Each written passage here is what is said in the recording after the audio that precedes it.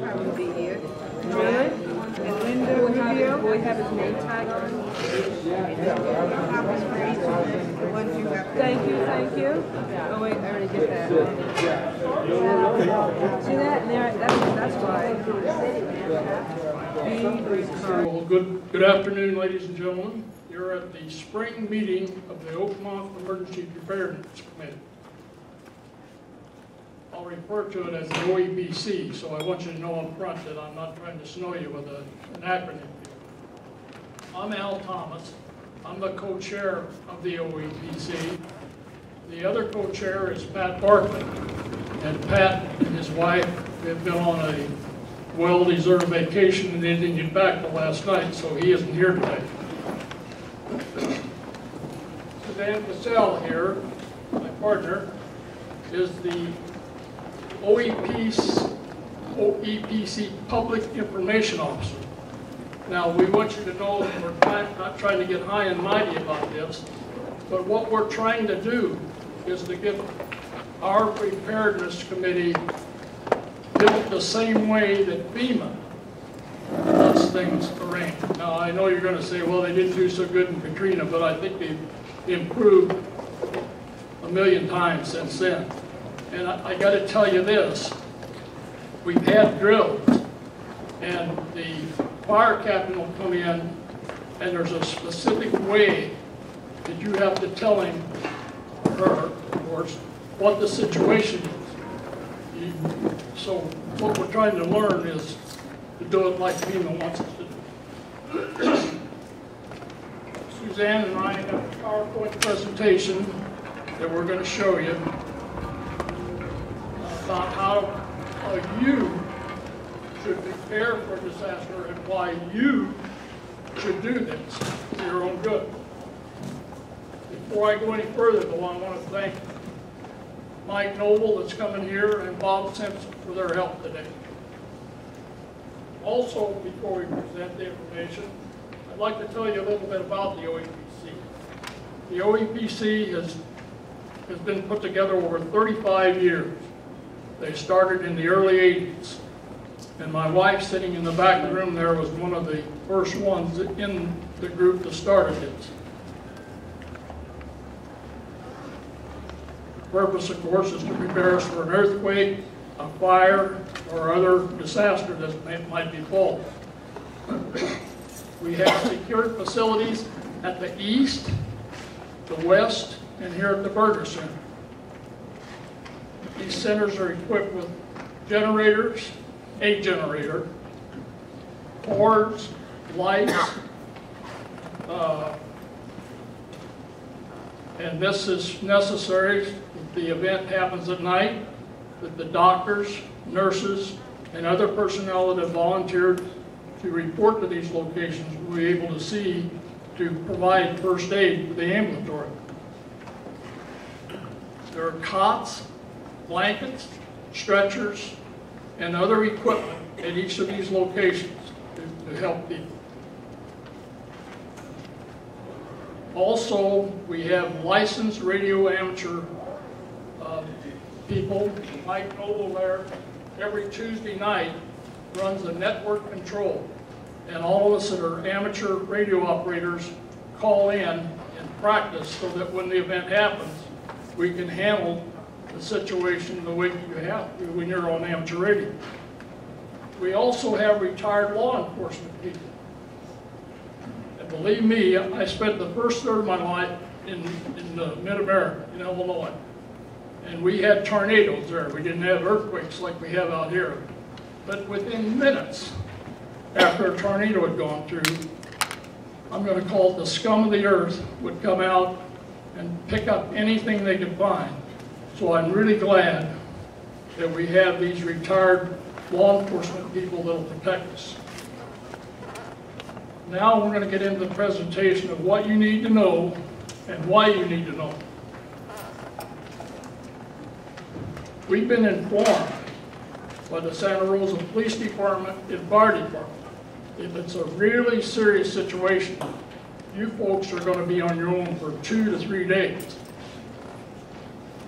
We're not giving you this information to scare you. We just want you to know what you should do to be prepared when it happens. Okay, first let's look why we should prepare. The USGS predicts that within the next 30 years, there's a 30% possibility of an earthquake. And it would involve the Rogers Creek Fault, which they say bisects Santa Rosa. And we were looking at it the other night, and we think it's probably down near where the Rush Creek, I think it's the street, crosses Santa Rosa or Route 12. The depiction that you're going to see that Mike's going to show you is a 7.2, and the dark red is the intensity of the earthquake. Now, I got to tell you, we can't overstress the risk of panic. Earthquakes have a great potential for debilitating psychological effects, making rational thought difficult. I don't know you California natives have lived through these things. I haven't had that privilege. Well, I lived through one in '52, but that's too many years ago to even try to remember. Let's see. In this, at a 7.2, the damage would be slight to moderate, possibly heavy in well-designated design structures. Well-designated structures could be thrown off with their out of plumb. Damage moderate to great in substantial buildings. Now the thing is, in Oakmont, there are very few two-story homes. This place might not be a good place to be in a big one, but some buildings may be shifted off foundations. Now, we had a fire chief, he's now retired, and he made several presentations to the OEPC out here, and he said to me, Al, because Oakmont is relatively new, only 50 years old, he said the code has gotten more strict as time has gone on. So he said, short of a catastrophic one, I don't see any buildings falling down. But there could be situations where you can't get your doors open, can't get your garage door open, windows would be broken, and such as that. Okay, Mike. Okay, on the left there, that is an overview of San Francisco, the Bay, and Santa Rosa. The epicenter is in the Bay. Then on the right, we have an overview of Santa Rosa. Mike, would you mind showing them where Oakmont is, please? Okay, go ahead. Some of you can probably see it. It's kind of faint, but it says you can see Santa Rosa 12, or State Route 12 rather, right there, and 101 is roughly in here, I believe. Right. The Rogers Fault, as you can see, comes up here like this. That little pond right there, that's Spring Lake. And Santa Rosa is in this valley, right? Not Santa Rosa, Oakmont is in this valley right back here. And this is Annandale, and that's Sonoma Mountain. And I think that's now called Taylor Mountain. Now, you'll see up there it says 1,000 times exaggeration here, because if they didn't exaggerate it when he turns this on, you aren't even going to see anything. And what was that other thing you told me, 4 times something? Yeah, the computer simulation is 4 times greater than real life vertically. They give the mountains a little more so you can see them better.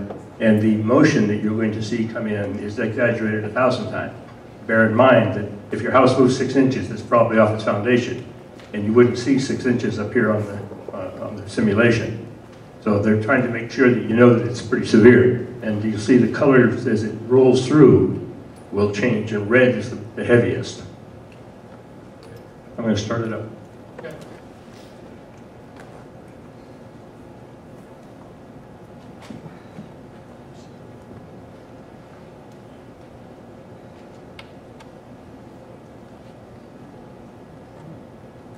What is it, 72 seconds this one was? This is 75 seconds for the entire thing. That's supposed to be what the real time frame would be. See the timer up there at the top. Yeah. Not waiting to happen yet.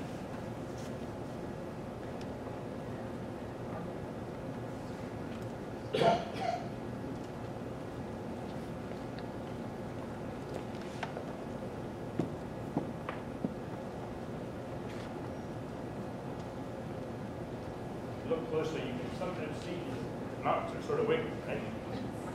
That's what they're trying to tell you.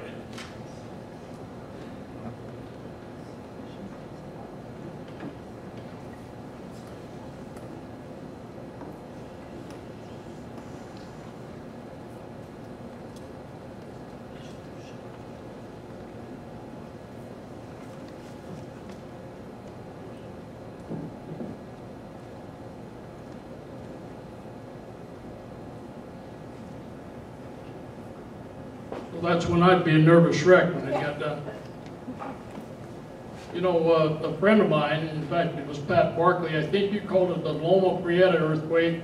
I was still in New Jersey, and I called it the World Series earthquake because I just sat down to start watching it, and the thing started.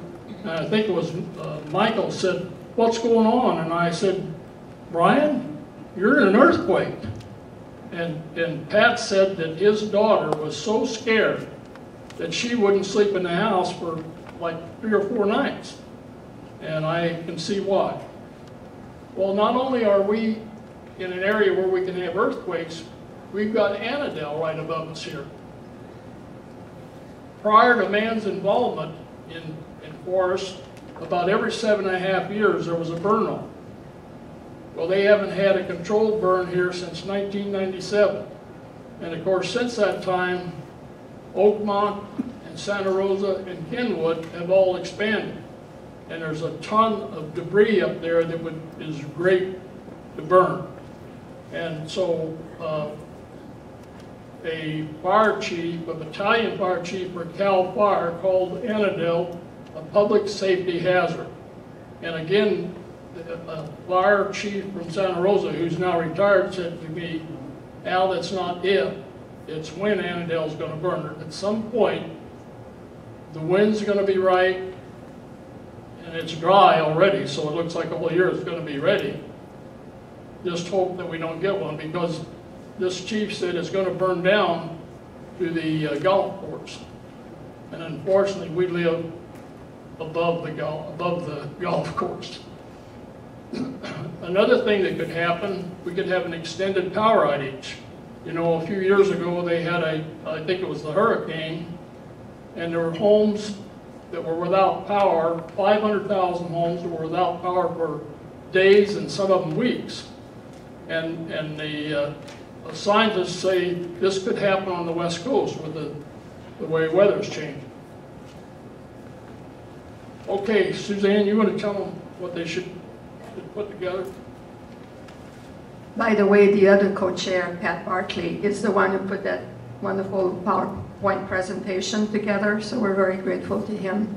Even if he's not here, it's like he's here. Emergency supply list, and I realize that we ran out of some of those handouts, so I will have a supply of those handouts, some of those handouts, especially the list of emergency supply at OVA, at the library, and also in the next, maybe not the June 1st or maybe the June 15 Oakmont News. I will have a list of what I'm about to tell you. Okay. FEMA recommendation for basic emergency kit: 1 gallon of water per person per day for at least 3 days for drinking, cooking, and sanitation. 3-day supply of non-perishable food. Battery or hand crank powered emergency radio. Flashlight with extra batteries, first aid kit, whistle to signal for help. I personally keep that whistle next to my bed. I'm hoping that if there's an earthquake and the ceiling falls down on me and I can't get away, that I will at least be able to reach for that whistle. So that if the rescuers are looking for me, they may not be able to hear my voice, but they'll hear the whistle. Dust mask to help filter contaminated air. Plastic sheeting and duct tape to shelter in place. Moist toilets. toilet paper, garbage cans for sanitation, wrench or pliers to turn off the utilities. That wrench, by the way, if you don't have a gas wrench, you can get one at the OVA office. A can opener, not an electric can opener, the manual can opener. Local maps to aid in evacuation. Additional items to consider: prescription medication and eyeglasses. Whenever you change your eyeglasses, keep the old pair and put it in a place that you have access to. Put it in your emergency supply kit, and have a copy of your prescription. Because you might lose the medicine itself, but you might be able to get a refill at one of the pharmacies if one is still open. Important documents like a copy of your homeowner insurance policy. Usually just the front page that gives the insurance policy number and the amount that it's covered. That should be sufficient. And some paper regarding your home also. Maybe a copy of your property tax that gives the location of your property, the lot number and parcel and all that. Sleeping bag and blankets. Change of clothes and shoes. Fire extinguisher, matches in waterproof container, paper cups and plates, plastic utensil, paper towels, pencil and paper. Some more, a contact list for family, friends, and doctors. The earthquake in 1989, I used to live on the coast, and that shook up pretty well, but we didn't have any damage. And I was trying to reach my daughter who lived in San Jose at the time, and the telephone lines did not work. But within a few minutes, I got a call from my brother in Canada who lives in Montreal. He was able to get through. So it's a good idea to have lists of people outside of California in another state, because they might be able, probably they would be able to get through you or you get through them, but you won't be able to communicate within California.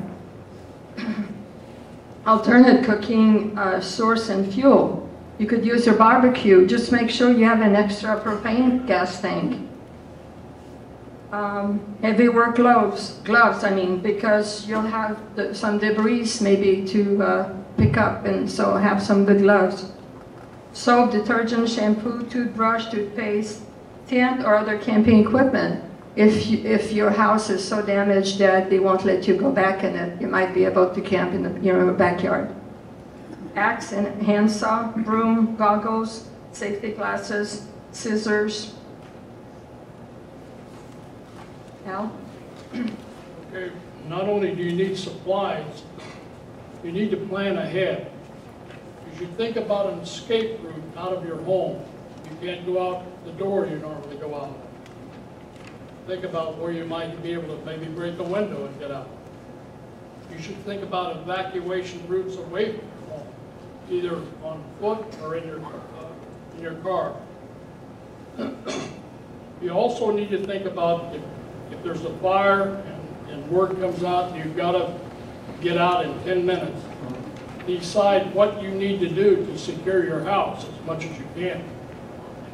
And I would advise you to make sure that your eave troughs don't have any leaves, don't have any needles, or any other debris in them. Now, I don't want you to go climb a ladder and get hurt, but if you do have trees around, you might want to hire somebody to check those out. Also around your house, minimize the amount of growth that would burn.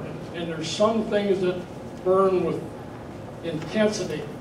And I guess you don't want to chop them down, but you might think about trimming them back.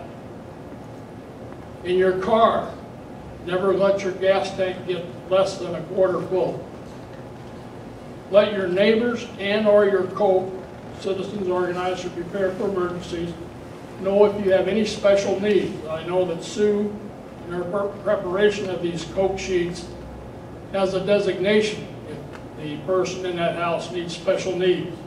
But not everyone, I'm not coming through. You should know how to shut off your gas, your electricity, and your water. Now, you don't want to shut off your gas unless you smell a gas, because then you can't turn it back on. You got to get the gas company to come out. Get to know your co-pleader and the designated gathering spot for you, because the co-pleaders have been advised when the event happens, it's like it was when we were in the service. They'd call you out and call out your names. Then if you need more information, you can go to this site, ready.gov, ready.gov, and that'll give you more suggestions. There are some prepackaged emergency backpack that exists, but you can make your own. Instead of buying a supply kit already made, what I did is I bought about 3 plastic rubberized bins with a sturdy cover. They're made by Rubbermaid or companies like that. You can get them at the hardware store. And watch for sales. You know, Friedman, Home Depot, they often have sales of that. And I made my own kit. I have water, I have toilet paper, paper towel. Most of that stuff that I give you the list. And I keep those bins in the storage shed that I have in my backyard. Some people will keep it in the garage. You know, it's better than nothing, but if you have a place outside, it's even better, just in case you cannot access your house.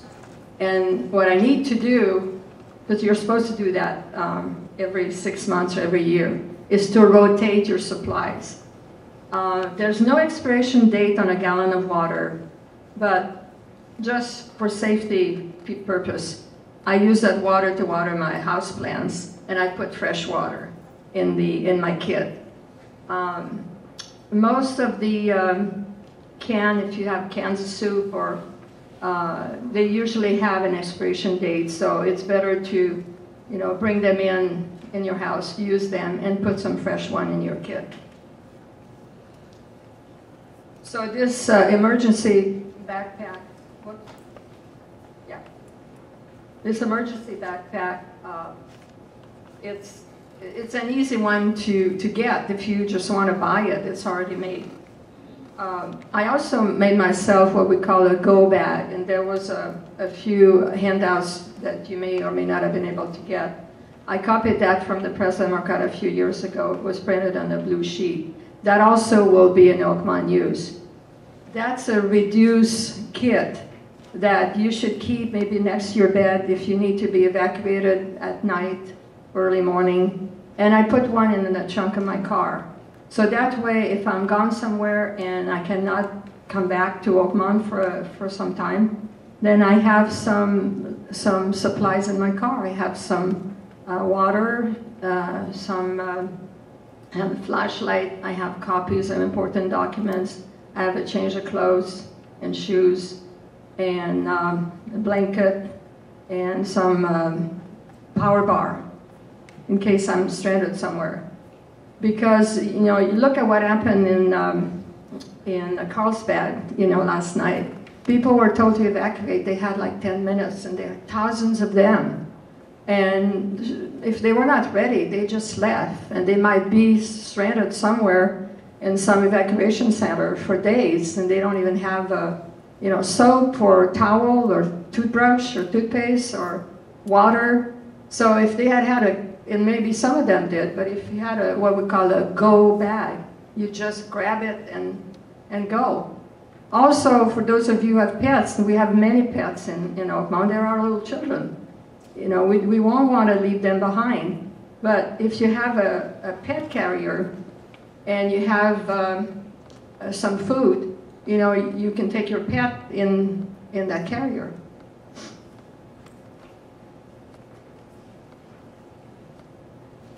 Again, this is the prepackaged emergency home kit. It even has a little radio that you can crank. You don't even have to rely on batteries. Those supplies are stored in a crush-resistant, on the left, crush-resistant container, which also functions as a portable toilet. Food and water ration in that kit have a 5 years shelf life. and are approved by the United States Coast Guard. And that costs about $120. My supplies are not good for that long. That's why I need to rotate them. But if you don't want to spend that amount of money, you know, you can make your own kit. You can purchase multi-function emergency radios. We have one. It has a flashlight on it. It has a emergency signal. It's a little red light. It has AM, FM radio, NOAA radio, the weather radio. It has an outlet to plug your cell phone into. There's a crank, and you crank it up for about a minute, and you've got 15 minutes flashlight. It has a clock on it, and also it has a solar panel on it, so that you can charge it up that way. Ours cost about $50, but they range from $40 to $100, and they're a good thing to have on hand. The survival food, again, you can get the food from your pantry, or look for sales, Safeway, Walgreens, whatever. Dollar Tree is also a good place to buy like water. You can have a gallon of water for $1. These food here, these survival food, many do not require water when heating. Most have 25 to 25 year shelf life. Store food with your water and emergency kit in an area that will be accessible in a disaster. Like, well, it says flood here. We don't have to worry too much about that, but earthquake certainly. And prices vary by type of food, packaging, calorie count, and preparation requirement. That would be good to have, like in that little go bag, the one that you have in your car, or the one that you would take if you were to evacuate and go somewhere. Al is going to talk about where we can buy some of that stuff. That's a good question. Ken Cronin is back there in the nice soft seat. He's with the Red Cross, and they have some supplies that they sell. Have you got any with you in your truck today, Ken? No, I have it in the other two cars, but and also in the garage, my ready-go kit. The Red Cross also has the Red Cross site where they do sell a lot of those supplies that you had on screen and ready for purchase. So it's an amazing site and all kinds of information. So that's one source. The Red Cross, that's up on in Wickiup, isn't it? Red Cross is on Airport Boulevard. Airport Boulevard, okay. It's headed out in that direction, Airport Boulevard. And there's a huge, huge regional center in Airport Boulevard. Right. Another source is Costco, REI, Walmart, Bed Bath & Beyond, internet site, essentialpacks.com. They're up there, I don't have to read them. Another thing I want to tell you about, there's a hardware store on Yulupa, south on Yulupa, where the Safeway store is, and they have supplies that you can get. And you can Google and get others. You know, interestingly enough, I Googled USGS last night, and it's got all kinds of information. And it tells you how many earthquakes there were, I think throughout the world. There were 48 yesterday. And there was one in Oklahoma. Anybody here from Oklahoma? Anyway, if you want to get some interesting information, Google that. Let's see, you got anything else? By the way, this video, thanks to Dutch and Gary, our video cameraman, will be available on the internet at oakmontvideos.com. That will take a couple of days by the time they get it ready to be published. I would like at this point to have Dr. Les Hovey, who's our medical director, say a few words about how OEPC will be available to help during an emergency. I don't know how whether I can tell you how we'll help, but we'll be available. Basically, OEPC has put together an emergency care situation at the East Rec Center, the West Rec Center, and here at Berger.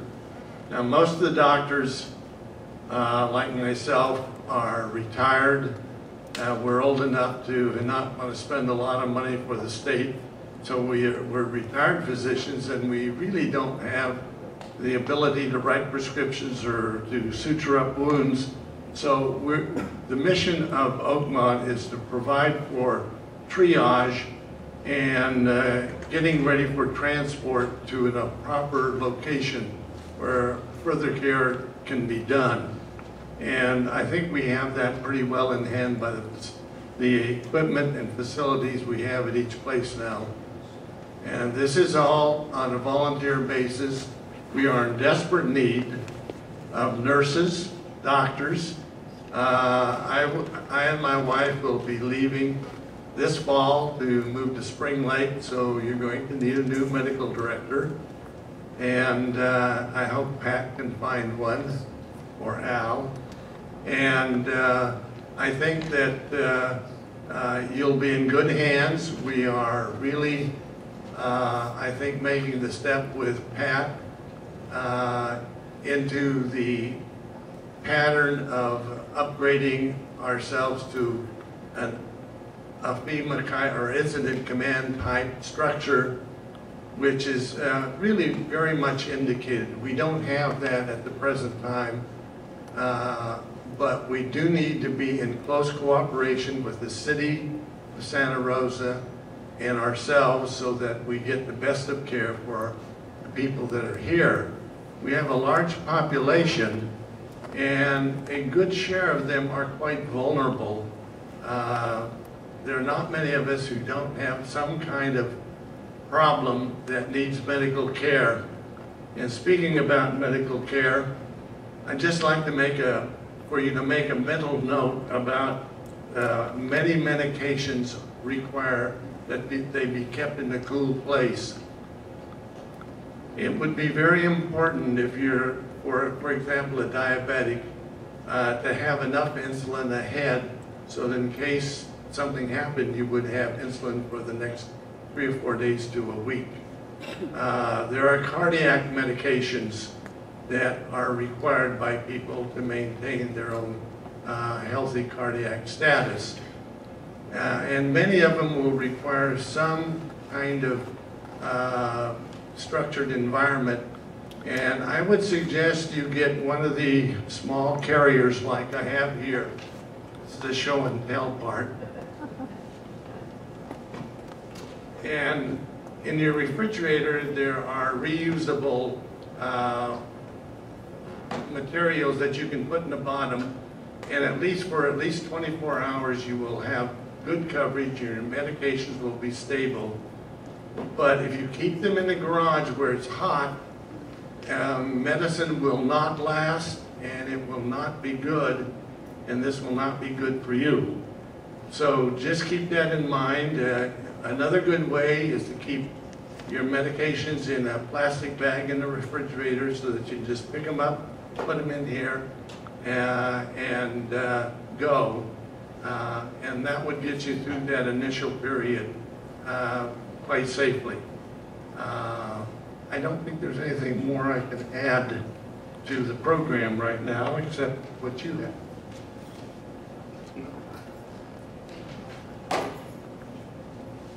Dr. Hovey said he's leaving us this fall. I want you to know that this gentleman has done an extraordinary job of getting our 3 centers up to snuff to provide first aid for the ambulatory. He and Dr. I got a senior moment. Dr. Walter Strutz and Dr. Hovey have put together the medicine chest so that if there's a need to move nurses from the east to the west, they can go over there and they don't have to be looking around because each center is set up the same way. So thank this man for a wonderful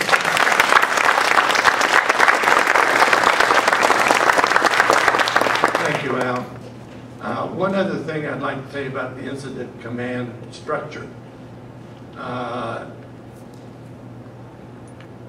20 years ago, it would be perfectly okay to do the first aid But the military has pretty well proven that in the field, you do the triage, stop the bleeding, see that they're breathing okay, and move people to where they can get adequate care.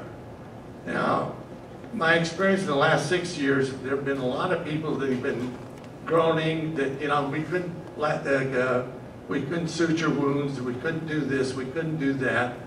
But there is ample evidence by the emergency medical service, they would rather bring their van to where the problem is rather than have somebody try to transport you and perhaps make the situation worse. So just bear in mind, there are proper ways to do things that are best for people. And we have really seriously tried to take that in consideration, even though it sounds counterintuitive. Thank you, Doctor. Okay, last but not least, join the Oakmont Emergency Response Team, also known as Oakmont ERT. Volunteer as COPE leader. In a couple of minutes, I'm going to have Sue Attendorf, who is our COPE director, explain to you what the needs are. Assist neighborhoods by becoming a zone communicator. Help at emergency center.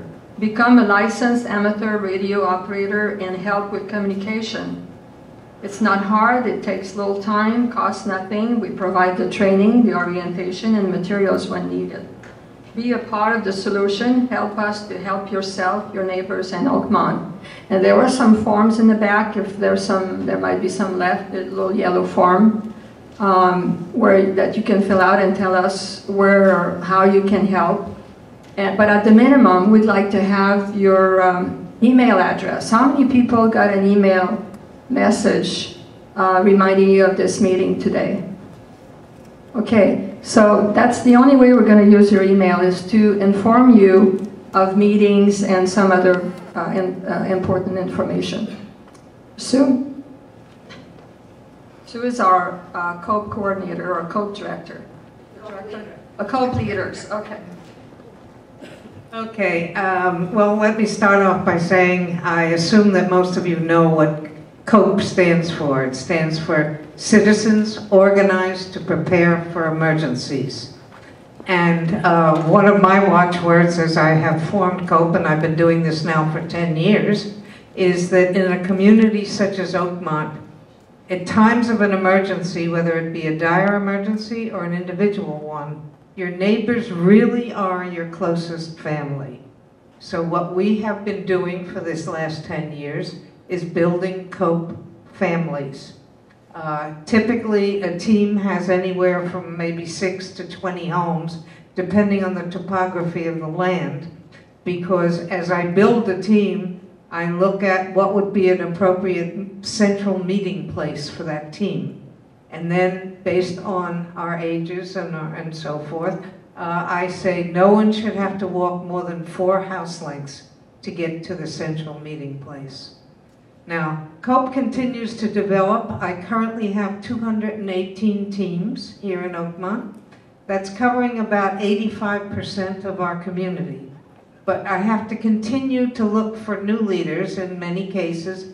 There's probably close to 40 of the teams right now that need new team leaders, because the older, just due to normal attrition, the older leaders may have passed away, moved away. The same thing, like he said, they're going to Spring Lake. And so it is a constantly requirement to revise team leaders. But let me tell you that being a COPE team leader is not a really huge job. It does not require physical strength. It requires just a little bit of being able to think clearly at times of an emergency and make some decisions that will help you and your neighbors. So I'm constantly looking for new COPE leaders. If you have any questions about whether you've got a COPE team in your street or you want to get involved with COPE, please come see me at the end of the meeting and I'll be happy to give you the information that hopefully will get you to join. Thank you. We also need some zone communicators. A zone communicator is the link between the COPE leader and the emergency center. And today in the Oakmont News, if you look on page 31, there's a picture there of one of our zone communicators and one of our neighbors. And there's a full description of what it means to be a zone communicator. So don't miss that article. It's time now for questions and answers. Before we start answering your questions, I want to invite you to the OEPC board meeting, which will be held June the 5th at 2 p.m. in room B in the CAC, Central Activity Center down there. You're all welcome to come. I don't know whether we can stuff you all in the room, but if you all come, we'll make arrangements. Are there any questions about what we presented to you today? Yes, sir. Up here, Bob. Front, please.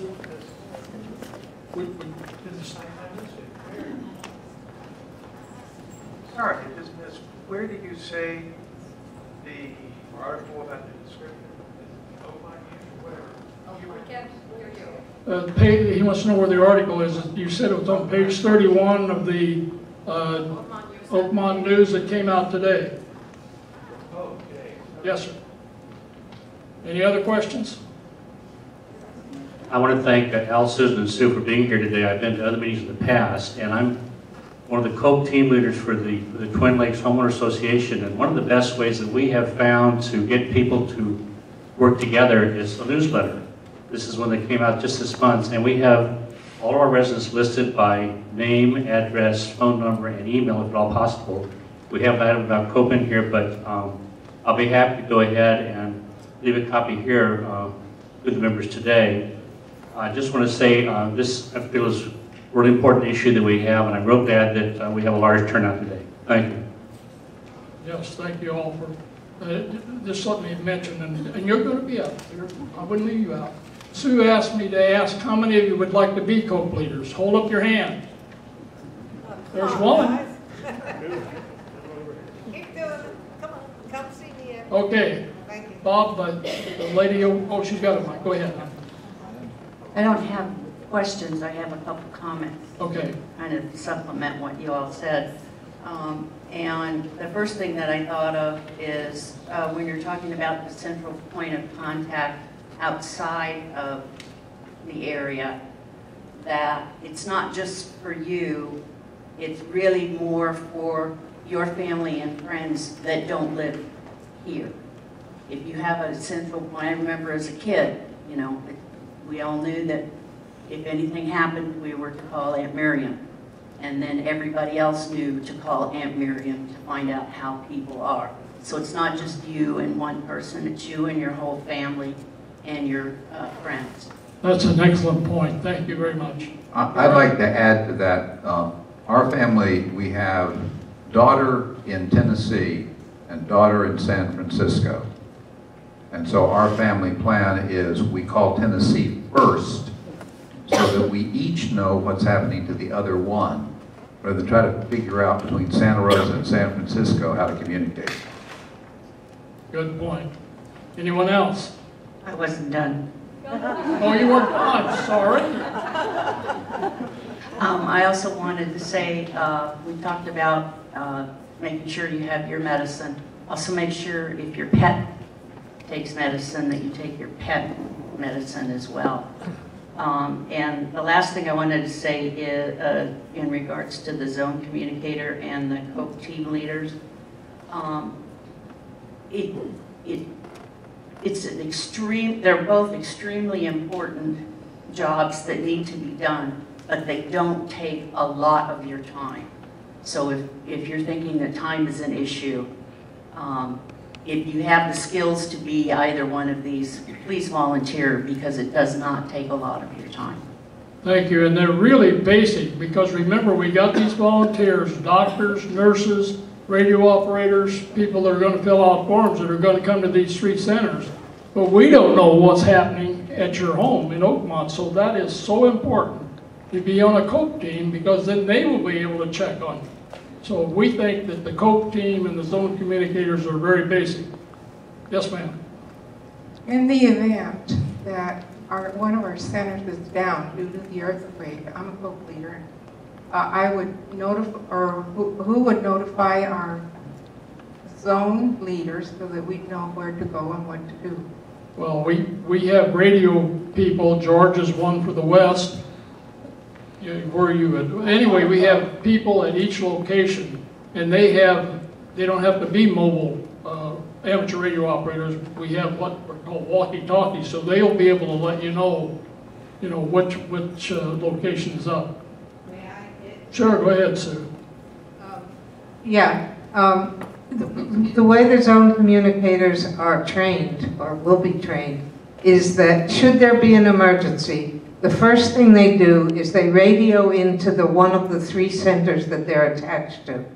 Find out from there, what information do you want me to gain? What information do you want me to tell to each of the COPE team leaders?